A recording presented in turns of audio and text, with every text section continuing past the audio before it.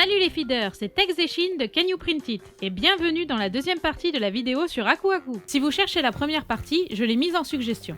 Maintenant que la secouche est sèche, on peut passer à la peinture. L'univers de Crash Bandicoot est hyper coloré, alors on va faire pareil. L'objectif ici pour coller au style du jeu, c'est d'avoir un effet stylisé et contrasté. Pour cette fois, on choisit le brossage à sec. Ici, c'est le moyen le plus simple de faire ressortir les arêtes. Tu as juste à mettre une couleur de base et ensuite tu utilises une peinture plus claire et tu la passes avec un pinceau sec pour faire ressortir tous les reliefs. Ensuite, on répète l'opération pour toutes les pièces et le moins qu'on puisse dire, c'est qu'on en a des trucs à peindre.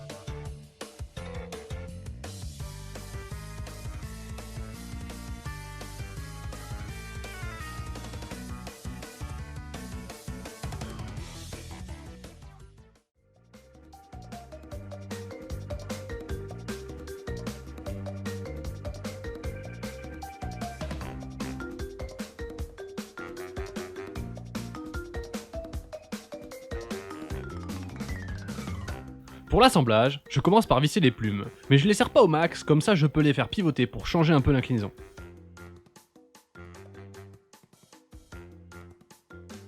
Je lui mets les yeux en face des trous, c'est le cas de le dire, et il n'y a plus qu'à visser à travers la planche.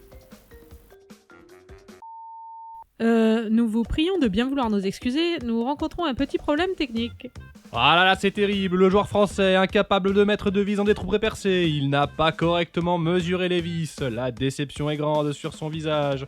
En fait, comme la planche n'est pas uniforme, nos vis ne sont juste pas assez longs par endroit. Ça se jouait à 2 mm, mais du coup, c'est mort. Bon, en attendant de trouver une solution, je vais vérifier que les ampoules rentrent bien dans les yeux. Comme par hasard, fallait qu'il y ait un petit fil qui dépasse et que j'avais pas vu avant. Donc au lieu d'avoir un truc bien propre et bien conçu, j'ai dû brûler ça comme un carac, mais bon, comme c'est derrière, personne ne verra rien, alors Osef. Bien évidemment, j'ai oublié de les tester avant de les mettre, donc si elles ne s'allument pas, j'espère qu'elles résistent à un lancer orbital totalement indépendant de ma volonté. Yes, tout fonctionne, même s'il est flippant avec son côté Terminator. À la place des vis, on va utiliser du scotch qui se détache comme un scratch. En plus, ce sera plus facile pour changer les ampoules, donc c'est tout bénef. Ça m'a l'air pas mal. Allume pour voir. Ah, je crois qu'on y est. Ah, je crois qu'on n'y est pas. T'es sûr? Pourtant, de côté, ça m'avait l'air bon. Attends, je prends la ref. Ah bah non, t'as raison, c'est pas en face. Allez, on recommence.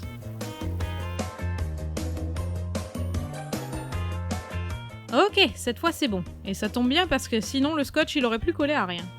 Pour la bouche du coup, même méthode, mais cette fois on est tombé en face du premier coup.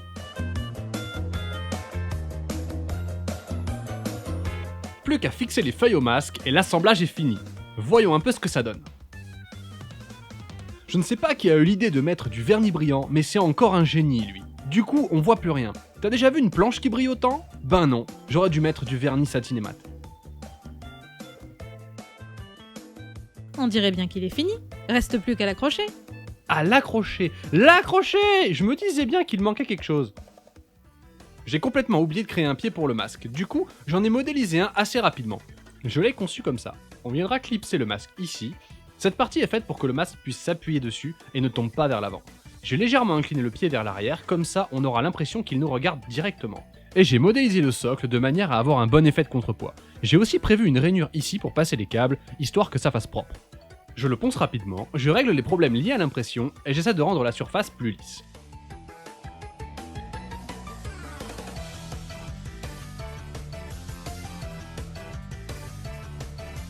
Ensuite, je le sous-couche en gris. C'est une couleur neutre qui ne se remarquera pas trop.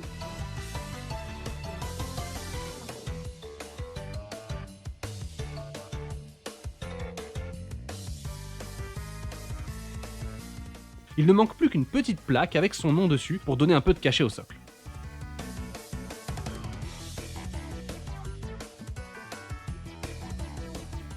Je peins les lettres en blanc et le reste en marron. Comme ça, elles devraient ressortir suffisamment pour que l'on puisse les lire de loin.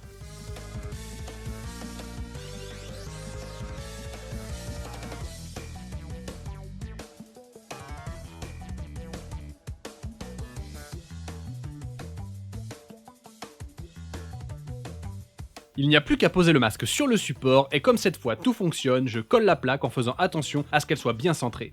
Cette fois, il est enfin fini, il ne reste plus qu'à le mettre en place.